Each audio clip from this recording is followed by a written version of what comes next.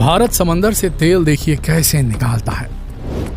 इसी साल 17 मई को ताउते नाम के तूफान ने जब अरब सागर में रफ्तार पकड़ी तो उसकी चपेट में ONGC के तेल के कुएं में काम करने वाले लोग भी आ गए। तेल का यह कुआं मुंबई के समंदर में काम कर रहा है। एक अनुमान के मुताबिक जिस वक्त तूफान ताउते ने वहां तबाही मचाई तब उस जगह पर करीब 800 लोग काम कर रहे थे। तूफान की रफ्तार लगभग 200 किलोमीटर प्रति घंटे थी। समंदर में 30 से 35 मीटर तक ऊंची लहरें उठ रही थी। इस सब के बीच करीब 800 लोगों की जिंदगी पर खतरा मंडरा रहा था। ऐसे मुश्किल मौके पर भारतीय नौसेना ने एक साहसिक रेस्क्यू ऑपरेशन चलाया। बेहद तेज हवा और ऊंची लहरों के बीच भी नेवी के हेलीकॉप्टर्स ने उड़ान भरी और सैकड़ों लोगों को सुरक्षित जगहों तक पहुंचाया। लेकिन लाख कोशिशों के बावजूद 89 लोग लापता हो गए। इनमें से 50 से ज्यादा लोगों के शव समंदर में खोजे गए, जबकि कई लोगों का कोई सुराग नहीं लग पाया, यानी वो लापता रह गए। यह हमारे देश में समंदर में हुआ अपनी तरह का बड़ा हादसा था। इन सब के बीच सवाल उठता है कि क्या तेल के कुओं पर काम करना वाकई इतना रिस्की है? क्या लोग वहां जान की बाजी लगाकर काम करते हैं? तेल के रिग या कुओं पर काम करने का तरीका क्या है? यानी कैसे भारत समंदर के भीतर से तेल निकालता है? इन सारे हम सवालों का जवाब जानने के लिए हमारे इस वीडियो को अंत तक जरूर देखिए।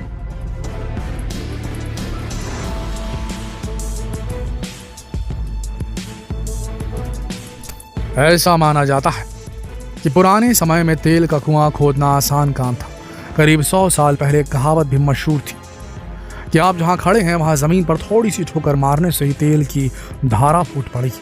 दरअसल उस दौर में क्रूड ऑयल यानी कि कच्चा तेल इतना ज्यादा था कि लोग इससे परेशान हो जाते थे। वो कुआं तो पानी निकालने के लिए खोदते थे, लेकिन उससे निकलता तेल था।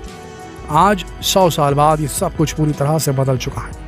कम डिमांड और ज्यादा सप्लाई वाले सीन से निकलकर आज हम उस सीन में पहुंच चुके हैं जहां डिमांड बहुत ज्यादा है और उसके मुकाबले सप्लाई बेहद कम।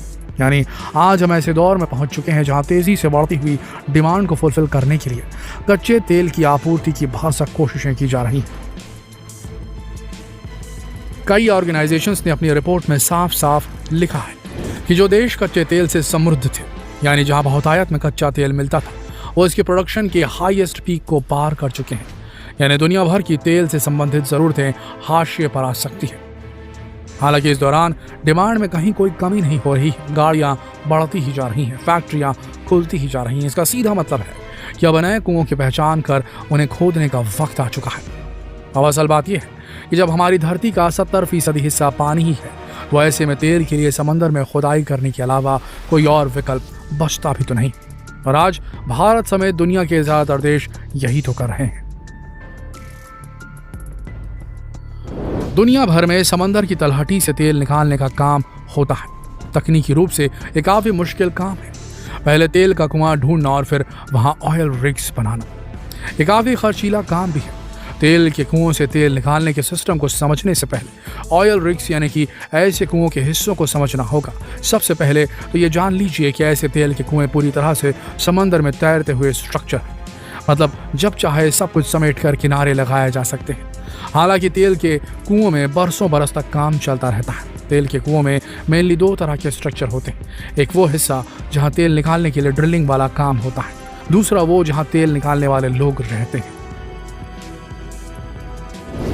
जिस हिस्से में ड्रिलिंग का काम होता है वहीं से कच्चा तेल प्रोसेस होने के लिए आगे भेज दिया जाता है। यही तेल ऑयल रिफाइनरीज में पहुंचकर हमें और आपको पेट्रोल, डीजल, केरोसिन के रूप में उपलब्ध होता है। दूसरे हिस्से में वो लोग रहते हैं जो अलग अलग शिफ्ट में ड्रिलिंग का काम करते हैं।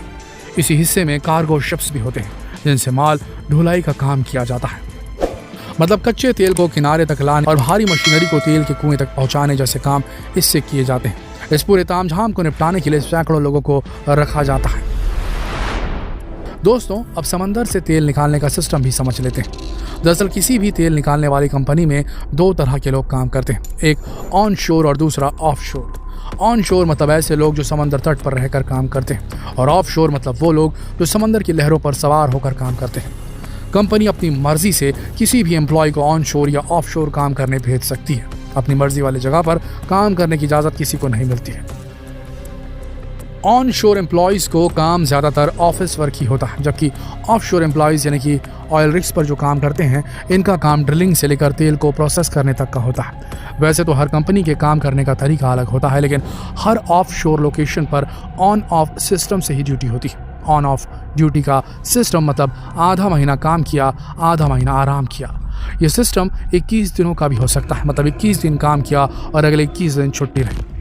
जितने दिन ऑफ शोर यानी कि ऑयल रिग्स पर रहते हैं, उतने दिन छुट्टी नहीं मिलती है। कर्मचारियों को ऑयल रिग्स पर पहुंचाने का सारा खर्चा कंपनियां ही उठाती है। ये कंपनी अपने स्टाफ को रखने के लिए समंदर में तैरता हुआ छोटा शहर बसाती है। मुंबई तट के करीब तूफान में मारे गए ONGC के कर्मचारी ऐसे ही रिहायशी यूनिट्स में रहते थे। यहाँ स्टाफ्स के रहने के लिए बंक बेड लगे होते हैं। बंक बेड मतलब एक के ऊपर एक बने सीढ़ियों वाले बेड। जो लोग इन तेल के कुओं पर काम करते हैं वो यहीं रहते हैं। इनके खाने पीने के लिए सप्लाई लाइन किनारों से बनी रहती है, क्योंकि इन जगहों पर किचन में कोई खाना पकाया नहीं जा सकता, इसलिए फ्रोजन फूड ही इस्तेमाल किया जाता है। हालांकि इनके मनोरंजन के लिए टीवी रूम, कैरम और लूडो जैसे खेलों का इंतजाम जरूर रहता है।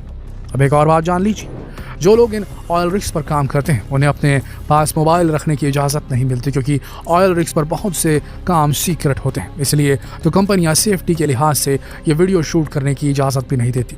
यहाँ लैपटॉप, कंप्यूटर तो होते हैं, लेकिन इंटरनेट की सुविधा बहुत सीमित रखी जाती है। ऐसी जगहों पर कंपनी का इंट्रानेट काम करता है, जिसमें लिमिटेड वेबसाइट्स ही चलती है, कोई सोशल मीडिया साइट नहीं चलती। इन लोगों को काम काज के अलावा पानी में सर्वाइव करने की ट्रेनिंग भी दी जाती है, यानी अगर वो पानी में गिर गए तो खुद को कैसे बचा कर रखेंगे जब तक कि उन तक मदद न पहुंच जाए, ये सिखाया जाता है। हालांकि अगर तूफान आ जाए तो खुद को कैसे बचाएंगे ये समझना मुश्किल नहीं है। तो ऐसी होती है ऑयल रिग्स पर काम करने वाले लोगों की जिंदगी। उन्हें तेल के कुएं में काम करने के लिए ऐसे मुश्किल सिचुएशन से जूझना पड़ता है। दोस्तों, समंदर में जहाँ कहीं कच्चे तेल का भंडार मिल जाता है तो वहाँ फ्लोटिंग ऑयल रिग्स बना दिए जाते हैं। फिर समंदर की गहराई तक ड्रिलिंग की जाती है।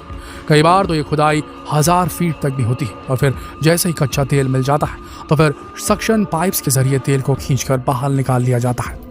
समंदर के अलावा भी कई ऐसी जगह हैं जहां कच्चे तेल का भंडार मिलता रहता है। ऐसी जगहों पर भी ड्रिलिंग करके तेल बाहर निकाला जाता है और फिर उसे ऑयल रिफाइनरी में प्रोसेस के लिए भेज दिया जाता है।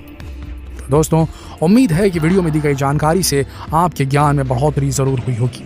आप जान पाए होंगे कि तेल के कुओं में काम करना कितना मुश्किल होता है।